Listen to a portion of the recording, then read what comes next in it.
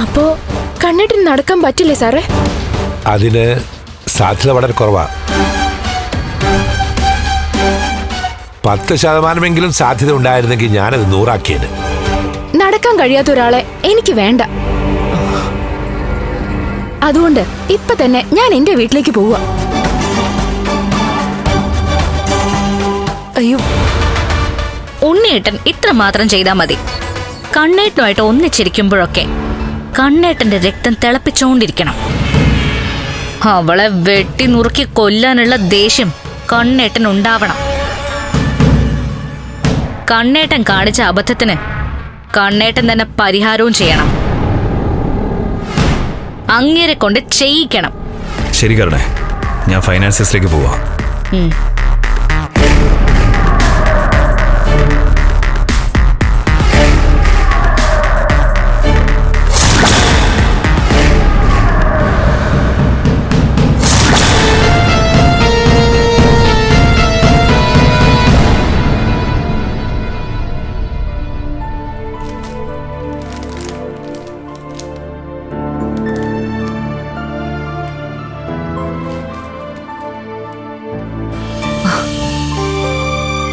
കണ്ണേട്ടാ,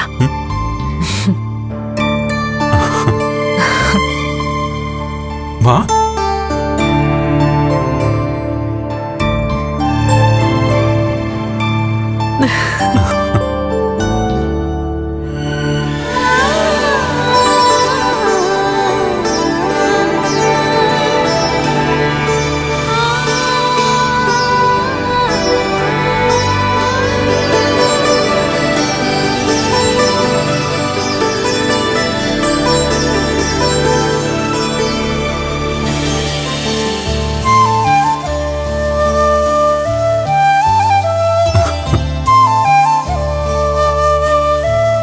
അങ്ങനെ തോമസ് സാറിന്റെ ഇടപെടൽ കൊണ്ട് ഒരുത്തി വീട് വിട്ടു പോയി.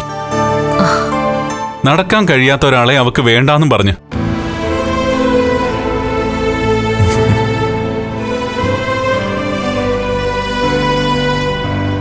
നടക്കാത്ത കണ്ണേട്ടന്റെ ജീവിതത്തിലേക്ക് അവള് വരാൻ തയ്യാറായിരുന്നെങ്കിൽ ഒരുപക്ഷെ നമ്മുടെ വിവാഹം നടക്കില്ലായിരുന്നല്ലേ? ഏയ്, അങ്ങനെയൊന്നും പറയാൻ പറ്റില്ല. ഞാൻ അവളെ ഒരിക്കലും ഒരു ഭാര്യയുടെ സ്ഥാനത്ത് കണ്ടിട്ടില്ല. ഞാൻ നമ്മുടെ മഞ്ജുവിനെ പോലെ അവളെ കണ്ടുകൊണ്ടിരുന്നത്. അതുകൊണ്ട് അവരൊക്കെ കരുതുന്ന പോലെ എനിക്കൊരിക്കലും അവളെ വിവാഹം കഴിക്കാൻ പറ്റില്ലായിരുന്നു. നമ്മുടെ കല്യാണം നടക്കുന്നതിന് മുമ്പ് അതുപോലുള്ള ചർച്ചകളൊക്കെ ഒരുപാട് നടന്നു. അന്നൊന്നും എനിക്ക് പ്രതികരിക്കേണ്ടി വന്നിട്ടില്ല. കാരണം നടക്കാൻ കഴിയാത്ത എനിക്കൊപ്പം ജീവിക്കാൻ അവൾക്ക് താല്പര്യം ഉണ്ടായിരുന്നില്ല. ആ, ഏതായാലും അവളുടെ ശല്യം അവസാനിച്ചു.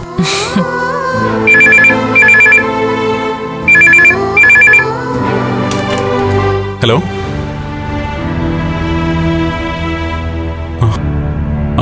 ആ ശരി ശരി. ആ മഹി, താൻ വേഗം ക്യാബിനിലേക്ക് വെക്കോ, ഉണ്ണി വരുന്നുണ്ടെന്ന്. ശരി കണ്ണേട്ടാ. ശരി.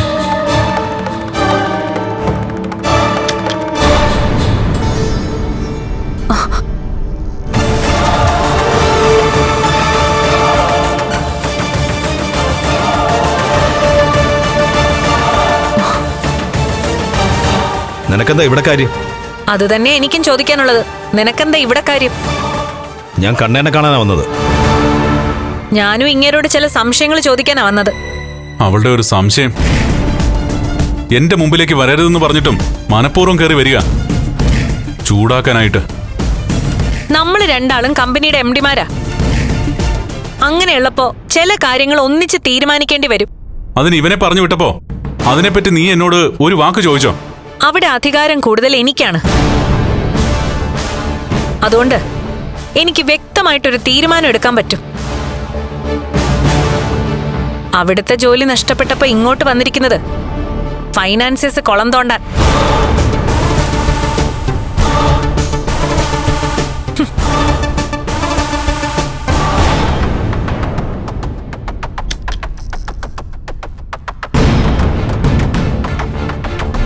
അവള് മനഃപൂർവ്വം പ്രശ്നങ്ങൾ ഉണ്ടാക്കുക, എന്റെ ക്ഷമയെ പരിശോധിക്കുക. അവളുടെ കരണത്തൊന്ന് കൊടുത്തുവിടാനോ കണ്ണേണ്ണ? അവളിപ്പോ ഒരുമിട്ട് നടക്കല്ലേ? ആ സമയത്ത് കരണത്തൊക്കെ കൈവച്ചാലേ പിന്നെ അത് കേസായാലോ. ആ അല്ല, നീ ഇരിക്കും.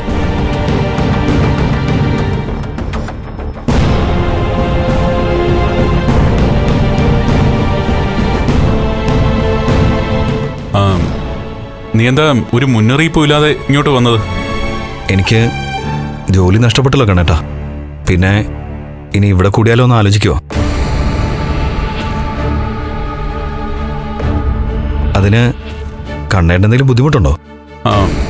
എനിക്ക് ബുദ്ധിമുട്ടൊന്നുമില്ല. നീ വരുന്നത് എനിക്ക് സന്തോഷം തന്നെയാ. പിന്നെ ഇവിടുത്തെ പണിയൊന്നും നിനക്കറിയില്ലല്ലോ. നീ കൺസ്ട്രക്ഷൻ ഫീൽഡിലല്ലേ വർക്ക് ചെയ്തുകൊണ്ടിരുന്നത്? ഞാനൊരു സിവിൽ എഞ്ചിനീയറല്ലേ കണ്ണേട്ടാ. എനിക്കിവിടുത്തെ പണിയൊക്കെ പെട്ടെന്ന് പഠിച്ചെടുക്കാവുന്നല്ലേ ഉള്ളൂ. വെറുതെ ജോലിയും കൂലിയൊന്നും ഇല്ലാതെ വീട്ടിൽ ഇരിക്കുന്നതുകൊണ്ട് വലിയ മെച്ചമൊന്നുമില്ലല്ലോ. എടാ, നിനക്ക് ജോലി പോയെങ്കിലും ശമ്പളം നഷ്ടപ്പെടില്ല. അത് ഞാൻ കൃത്യമായിട്ട് എത്തിച്ചു തന്നോളാം.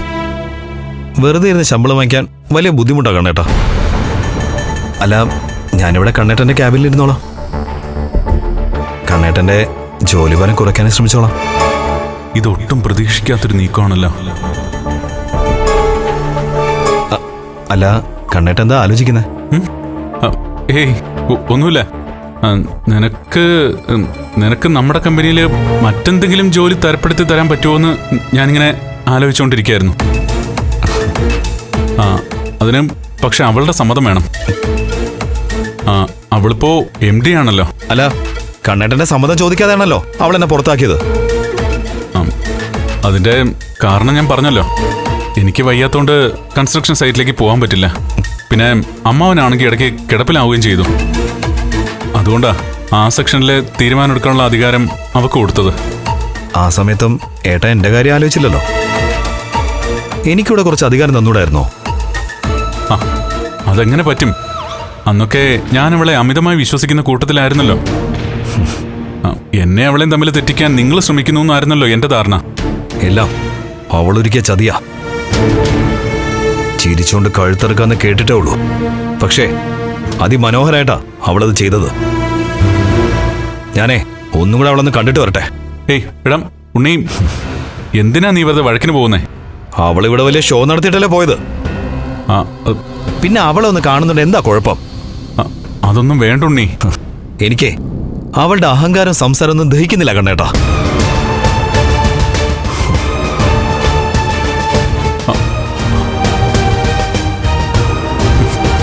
ഒരുത്തം വന്നത് ഞങ്ങളുടെ നല്ല നിമിഷങ്ങൾ കൊല്ലാനായിട്ടാ.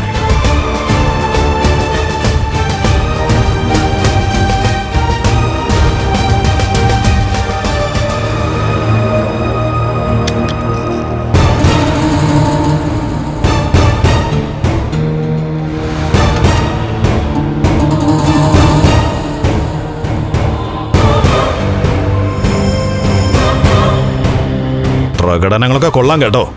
താങ്ക്സ്. നന്ദിയില്ലാത്തവള് നന്ദി പ്രകടനമൊന്നും നടത്തണ്ട. നിനക്കിപ്പോ എന്താ വേണ്ടത്? കൺസ്ട്രക്ഷൻ കമ്പനിയിലല്ലേ എനിക്ക് വിലക്കുള്ളത്. ഇവിടെ ഇല്ലല്ലോ. ഇനി ഞാൻ സ്ഥിരമായിട്ട് ഇവിടെ ഞാൻ കൂടാൻ പോവാ കണ്ണേട്ടോടൊപ്പം. അഴിമതിയും കൊള്ളയും നടത്തുന്ന ഒരുത്തനെ എന്റെ ഒരു സ്ഥാപനത്തിലും വെക്കാൻ ഞാൻ സമ്മതിക്കില്ല. നിന്റെ സ്ഥാപനം? കണ്ണേട്ടൻ കാണിച്ചൊരു മണ്ടൻ തീരുമാനം നിന്റെ ഈ അധികാരം എന്നുവെച്ച് എല്ലാം മൊത്തത്തിലങ്ങ് വിഴുകാന്ന് കരുതണ്ട. കമ്പനിക്ക് ദോഷമായി നിൽക്കുന്നവരാരെ കമ്പനിയിൽ വെക്കാൻ ഞാൻ സമ്മതിക്കില്ലടാ. കൺസ്ട്രക്ഷൻ കമ്പനിയിലെ കുറച്ച് അധികാരം നിനക്ക് തന്നു, പക്ഷേ ഇവിടെ അതില്ല. അതുകൊണ്ട് തന്നെ കണ്ണേട്ടന്റെ ക്യാബിൽ ഇനി ഞാനും ഉണ്ടാവും. ഞാൻ പെണ്ണാണെങ്കിൽ അത് നടക്കില്ല. നീ പെണ്ണല്ലല്ലോ. പെണ്ണിന്റെ ഒരു ക്വാളിറ്റിയും നിനക്കില്ലല്ലോ. പിന്നെ ആർക്കാടാ അതുള്ളത്? പണവും അത്യാഗ്രഹവും തലയ്ക്ക് പിടിച്ച് നടക്കുന്ന നിന്റെ ഭാര്യയ്ക്കോ അമ്മയ്ക്കോ? ഞാൻ പെണ്ണല്ലാന്ന് പറയുമ്പോ നീ ആണാണോന്ന് ആദ്യം ആലോചിക്കണം. ആണത്തുള്ള പയ്യന്മാര് ചെയ്യുന്ന പ്രവൃത്തിയാണോടാ നീ ചെയ്യുന്നത്? പിന്നെ നിന്റെ പ്രവൃത്തിയൊക്കെ പുണ്യപ്രവൃത്തികളാണല്ലോ. സ്വന്തം ഭർത്താവിനെ വഞ്ചിച്ചവളല്ലേ നീ. എന്റെ ഭാഗം എന്താണെന്ന് നിന്നെ ബോധ്യപ്പെടുത്തേണ്ട കാര്യം എനിക്കില്ലടാ. എന്റെ ഭാഗത്ത് ശരിയുണ്ടെങ്കിൽ എനിക്ക് പിന്നെ ആരെയും ഭയക്കേണ്ട കാര്യമൊന്നുമില്ല. നിന്റെ ഭാഗത്ത് എന്ത് ശരിയാവുള്ളത്? അത് നിന്നെ ബോധ്യപ്പെടുത്തേണ്ട കാര്യമില്ലെന്ന് ഞാൻ പറഞ്ഞല്ലോ. ദൈവത്തിന്റെ മുന്നിൽ ഞാൻ ഒരു തെറ്റും ചെയ്തിട്ടില്ല. അവിടെ എന്റെ മനസ്സ് ശരീരം എല്ലാം ശുദ്ധമാണ്. അങ്ങനെങ്കിൽ നിന്റെ വയറ്റിൽ കിടക്കുന്ന കുഞ്ഞിന്റെ അച്ഛൻ ആരാണെന്ന് നിനക്ക് ആരോടും വിളിച്ചു പറയാൻ സാധിക്കും. ഇവിടെ നിന്റെ ക്യാരക്ടറിനെ കുറ്റപ്പെടുത്തുമ്പോ പോലും നിനക്കൊരക്ഷരം മിണ്ടാൻ കഴിയുന്നില്ല. മിണ്ടേണ്ട സമയത്ത് ഞാൻ മിണ്ടിക്കോളാം. അപ്പൊ നിനക്കൊക്കെ മനസ്സിലാവും നീയൊക്കെ അറിഞ്ഞതല്ല സത്യങ്ങളെന്ന്. എന്തായാലും എന്റെ തീരുമാനത്തിൽ ഇനിയൊരു മാറ്റമില്ല. എല്ലാ ദിവസവും രാവിലെ കണ്ണേട്ടൻ വീട്ടിൽ നിന്ന് പുറപ്പെടുമ്പോ ഞാനും കൂടെ കാണും. കണ്ണേട്ടന്റെ അടുത്ത് ഒരു കസേരയില് ഞാനും ഉണ്ടാവും. ഇനി ഫിനാൻസിയസിന്റെ നിയന്ത്രണം എനിക്കും കൂടെ അവകാശപ്പെട്ടതാ. നാളെ മുതൽ അതാണ് സംഭവിക്കാൻ പോകുന്നത്.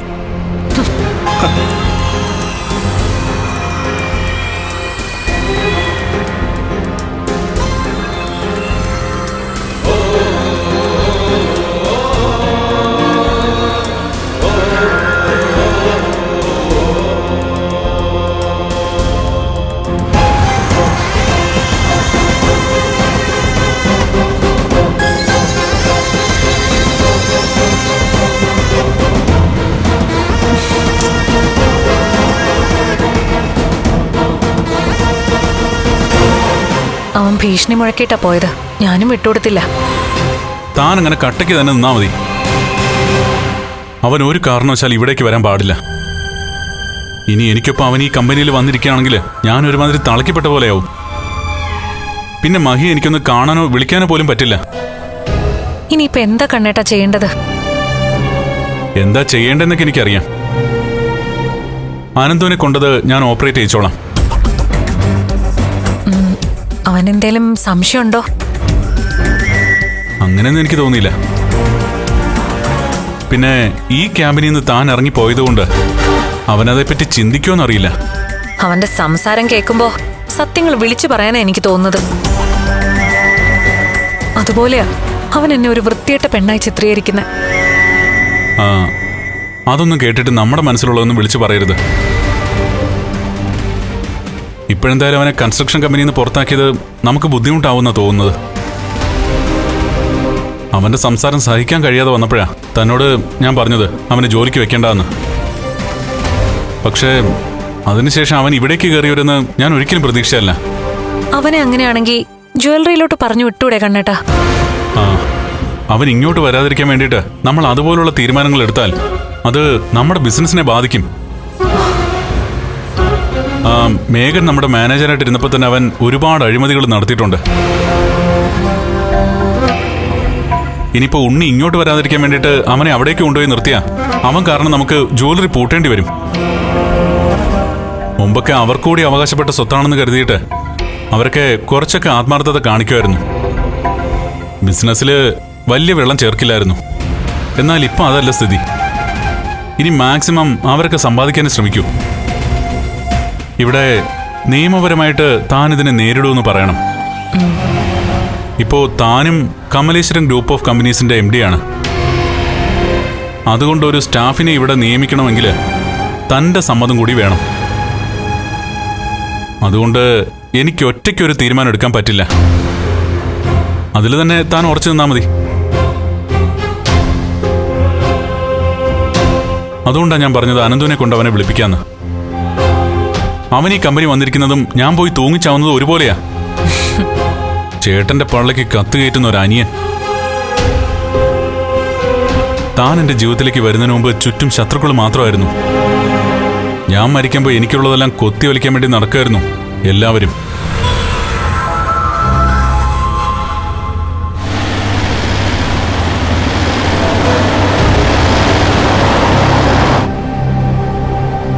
ഞാൻ കണ്ണേട്ടന്റെ മുറിയിലേക്ക് ചെന്നപ്പോ അവര് കണ്ണേട്ടന്റെ മുറിയിൽ നിന്നല്ല പുറത്തേക്ക് വന്നത്.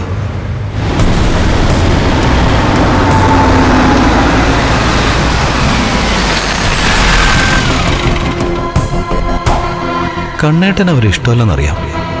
പിന്നെ എന്തിനാണ് അവര് കണ്ണേട്ടന്റെ ക്യാബിനിലേക്ക് പോയത്? ഞാനവിടെ ചെന്നപ്പോ കണ്ണേട്ടൻ അവരോട് ചൂടായി. അതൊക്കെ അഭിനയമായിക്കൂടെ? പലതവണ പ്രതീക്ഷ തന്നിട്ട് കണ്ണേട്ടനും മഹാലക്ഷ്മിയും ഞാൻ ഉൾപ്പെടെ എല്ലാവരും കഴുതകളാക്കി. അതുപോലെ ഇനിയൊരബദ്ധം പറ്റാൻ പാടില്ല.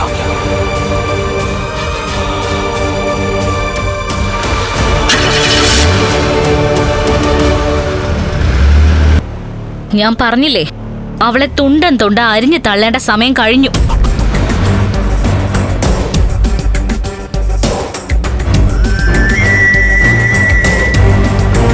ഈ കണ്ണേട്ടൻ എന്താ ഇങ്ങനെ ആയിപ്പോയത്? നട്ടല് നിവർത്തി അയാൾക്കൊന്ന് സംസാരിച്ചൂടെ?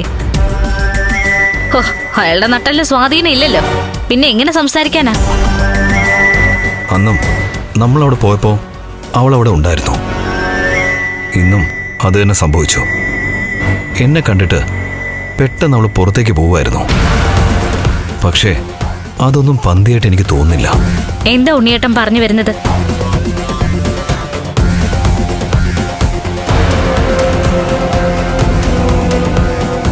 അല്ല, നമ്മൾ ചതിക്കപ്പെടുന്നുണ്ടോന്നൊരു സംശയം. അതെന്താ ഇപ്പോഴങ്ങനെ തോന്നാൻ? കണ്ണേട്ടൻ ഇനി അവരുമായിട്ട് എന്തെങ്കിലും അടുപ്പം കാണുമോ? അന്യന്റെ കുഞ്ഞിനെ പേറുന്നവളെ കണ്ണേട്ടൻ സ്നേഹിക്കില്ലെന്ന് ഉണ്ണിയേട്ടനും ഉണ്ണിയേട്ടന്റെ അമ്മയും എത്രയോ തവണ പറഞ്ഞതാ. അങ്ങേരുടെ ക്യാരക്ടർ വെച്ച് ഒരു കാരണവശാലും ഇനി അവളെ സ്വീകരിക്കുന്ന എനിക്ക് തോന്നുന്നില്ല. അങ്ങനെ സ്വീകരിക്കുകയാണെങ്കിൽ അങ്ങേരൊരു മനുഷ്യനല്ല. കരുണേ, കണ്ണേട്ടനും കണ്ണേട്ടന്റെ കൂട്ടുകാരന്മാരും ഒക്കെ വക്കീലന്മാരാ. അവരുടെ തലച്ചോറല്ല നമ്മുടെ തലച്ചോറ്. എത്രയോ തവണയാ നമ്മളെയൊക്കെ അവര് മണ്ടന്മാരാക്കിയത്. എന്നാൽ ഇത്തവണ അങ്ങനെയൊന്നും സംഭവിക്കില്ല. കണ്ണേട്ടനൊരു കുഞ്ഞുണ്ടാവില്ല എന്നുള്ളത് പകല് പോലെ സത്യം. അങ്ങനെയുള്ളപ്പോ അയാളുടെ കൂടെ താമസിച്ചിട്ട് അന്യന് മനസ്സ് കൊടുത്ത ഒരുത്തിയെ ആത്മാഭിമാനമുള്ള ഒരാളും അംഗീകരിക്കാൻ തയ്യാറാവില്ല. കണ്ണേട്ടൻ അവളെ വെറുക്കുന്ന പോലെ ആരും വെറുക്കുന്നും ഉണ്ടാവില്ല. സത്യം. അയാളാ ആനന്ദു.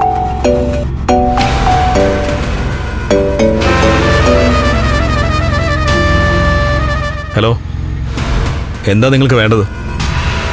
അത് തന്നെയാ എനിക്ക് നിന്നോടും ചോദിക്കാനുള്ളത്. എന്താ നിനക്ക് വേണ്ടത്?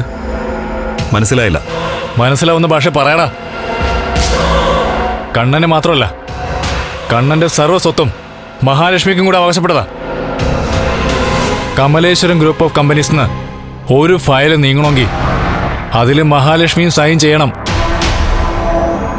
കമ്പനിയിൽ ഒരാളെ അപ്പോയിന്റ്മെന്റ് ചെയ്യണമെങ്കിൽ പോലും മഹാലക്ഷ്മിയുടെ അനുവാദം വേണം. അങ്ങനെയുള്ളപ്പോ അയാൾക്കും കൂടി അവകാശപ്പെട്ട കമ്പനിയിൽ എന്ത് അധികാരത്തിന്റെ പുറത്താ നീ ഇടിച്ചു കയറി ചെന്നത്? എന്റെ കണ്ണേട്ടൻ അവിടെ ഉള്ളിടത്തോളം കാലം ഞാൻ അവിടെ ചെല്ലും. അങ്ങനെങ്കിൽ ഞാനൊരു വക്കീലാടാ. അതിനെ ഞങ്ങൾ നിയമപരമായിട്ട് തന്നെ നേരിടും. ഇനി നീ ആ കമ്പനിയിൽ കാല് കൊത്തിയ നിന്നെ കാണാൻ പോലീസ് വരും, അല്ലെങ്കിൽ ഞാനും മാർക്കോയും വരും. എന്താ താൻ എന്നെ പേടിപ്പെടുത്തുവാണോ? അല്ലടാ, നിന്നെ ഒന്ന് ഓർമ്മപ്പെടുത്തിയതാ. മര്യാദക്ക് നീ നിന്റെ കാര്യം നോക്കി ജീവിച്ചോളണം. നിനക്ക് ജോലിയും കൂലി ഇല്ലെങ്കിൽ അതിനു വേണ്ടി അലഞ്ഞു തിരിഞ്ഞ് നടക്കണം, കഷ്ടപ്പെടണം. അല്ലാതെ മറ്റുള്ളവർക്ക് അവകാശപ്പെട്ട മുതല് വെട്ടിപ്പിടിക്കാന്ന് നീ കരുതണ്ടടാ. എന്റെ ഏട്ടന്റെ ഞങ്ങളുടെ അധ്വാന ഇന്നലെ കയറി വന്ന് ഒരുത്തി കൈക്കലാക്കിയത്. കണ്ണേട്ടനെ ജീവനോടെ കത്തിച്ച അവളോട് നിങ്ങൾക്ക് ഒരു ദേഷ്യമില്ല. അവര് കണ്ണേട്ടന്റെ മുതൽ അനുഭവിക്കുന്നതില് നിങ്ങൾക്ക് ഒരു സങ്കടവുമില്ല. ഏട്ടന്റെ കമ്പനിയില് അനിയൻ ജോലി ചെയ്യുന്നതാണ് നിങ്ങളുടെ പ്രശ്നം. അതേടാ, അതെനിക്ക് പ്രശ്നം തന്നെ. അങ്ങനെ പ്രശ്നമാവാൻ എന്താ കാരണം? ഞങ്ങളൊക്കെ സംശയിക്കുന്ന പോലെ ആ കുഞ്ഞ് നിങ്ങളുടെ ആണോ? മഹാലക്ഷ്മിയുടെ വയറ്റിൽ കിടക്കുന്ന കുഞ്ഞിന്റെ അച്ഛൻ ആരാണെന്നൊക്കെ നീ എന്നെങ്കിലും ഒരു ദിവസം അറിയോടാ.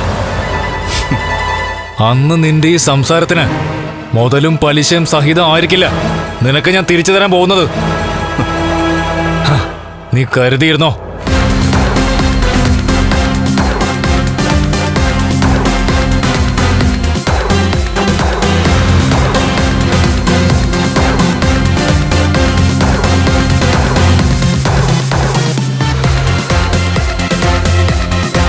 അവൻ സംസാരം തുടങ്ങിയപ്പോഴേ ഉണ്ണിയേട്ടന് കട്ട് ചെയ്തൂടായിരുന്നോ?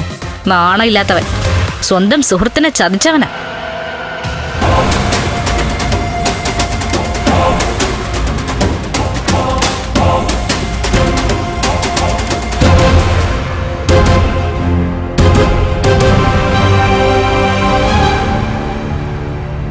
താൻ പറയേണ്ടത് തന്നെയാ അനന്ത് പറഞ്ഞത്. ഇത്രയും പറഞ്ഞാ പോരായിരുന്നു. അവൻ എന്റെ ക്യാബിനിൽ വന്നിരുന്നിട്ട് എന്നെ ശ്വാസം മുട്ടിക്കാൻ പാടില്ല. എനിക്കത്രേ ഉള്ളൂ. രണ്ടാളോടും ഞാനൊരു കാര്യം പറയാം. വളരെ വിശ്വസ്തരായ ആൾക്കാരെ മാത്രമേ ഇനി കമ്പനിയിൽ വെക്കാൻ പാടുള്ളൂ. കൺസ്ട്രക്ഷൻ സൈറ്റിൽ ഒരുത്തൻ വന്ന് കാണിച്ചതൊക്കെ ഓർമ്മയുണ്ടല്ലോ. ഫൈനാൻസിയേഴ്സിൽ എന്നോട് ഇയാളോട് കൂറുള്ളവർ മാത്രമേ അവിടെ ഉള്ളൂ. അതുകൊണ്ട് അവിടെ പേടിക്കാനൊന്നുമില്ല. സൈറ്റിലും ഇനി അമ്പത്തൊന്നും പറ്റില്ല. എല്ലാം ഇയാളും മഞ്ജുവും കൂടെ ക്ലിയർ ആക്കിയിട്ടുണ്ട്. മേഘനേക്കാളും കരുണേക്കാളും എനിക്ക് വെറുപ്പ് അവനോടാ കണ്ണേട്ടാ, ആ ഉണ്ണിയോട്. കുട്ടിക്കാലത്ത് അവനെ കൈപിടിച്ച് നടത്തിയതല്ലേ കണ്ണേട്ടൻ? കൈപിടിച്ച് നടത്തുക മാത്രമല്ല, പഠിക്കാൻ ഏറെ പിന്നിലായിരുന്ന ഇവന്റെ അനിയന് ഇവനൊരു അധ്യാപകൻ കൂടിയായിരുന്നു. അവനെ പഠിപ്പിച്ചതും എഞ്ചിനീയർ ആക്കിയതും ഒക്കെ ഇവന്റെ മിടുക്ക. പഠിച്ചിട്ടിറങ്ങിയപ്പോ തന്നെ നല്ല സാലറിയിൽ ജോലിയും കൊടുത്തു. അങ്ങനെയുള്ളവൻ ആഗ്രഹിക്കുന്നത് സ്വന്തം ഏട്ടന്റെ തകർച്ചയാ. അതൊന്നും പറഞ്ഞിട്ട് കാര്യമില്ലടാ. മിക്ക വീട്ടിലും കാണും ഇതുപോലൊരു ഏട്ടനും അനിയനും. ഒരേ അച്ഛനമ്മമാരുടെ മക്കൾ സ്വത്തിനു വേണ്ടി തമ്മി തല്ലുന്നു. പിന്നെ രണ്ടാനമ്മയുടെ മോൻ കൂടെ പിറക്കാത്ത ഏട്ടന്റെ മരണം ആഗ്രഹിക്കുന്നുണ്ടെങ്കിൽ അതിൽ വലിയ അത്ഭുതമൊന്നുമില്ല.